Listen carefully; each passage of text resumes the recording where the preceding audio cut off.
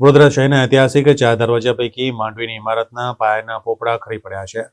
આ પિલરોમાં તિરાડ પડી ગઈ છે, તેમ છતાં આજ દિન સુધી આ મામલે શહેરના શાસકોએ ધ્યાન દોર્યું નથી. વડોદરાના શ્રીમંત મહારાજા સયાજીરાવ ગાયકવાડની નગરી છે. તે સમયની ઇમારતોની જાળવણી કરવામાં તંત્ર તદ્દન નિષ્ફળ નીવડ્યું છે, જે દુઃખની બાબત છે. શહેરની મધ્યમાં આવેલ માંડવીના પાયાના પિલરના કાંગરા ખરી રહ્યા છે.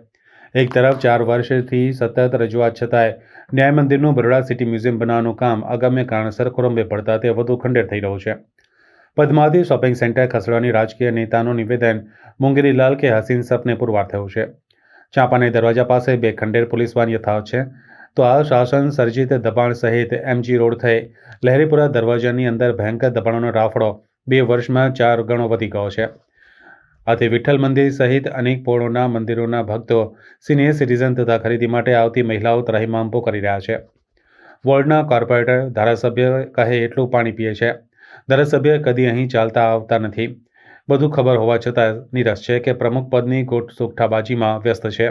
હજી પણ સત્તાપક્ષના શાસકો તેમની જવાબદારી ભૂલ્યા હોય તેમ લાગી રહ્યું છે, કારણ કે તેઓ ચૂંટાઈને આવ્યા બાદ વડોદરાના મહારાજા સર સયાજીરાવ ગાયકવાડ દ્વારા આપેલ આ અમૂલ્ય 4 દરવાજાની ભેટ સમા આ અમૂલ્ય વારસાને તેઓ સાચવી શક્યા નથી તેવા કદાચ લોકોના પ્રશ્નો ઉઠી રહ્યા છે.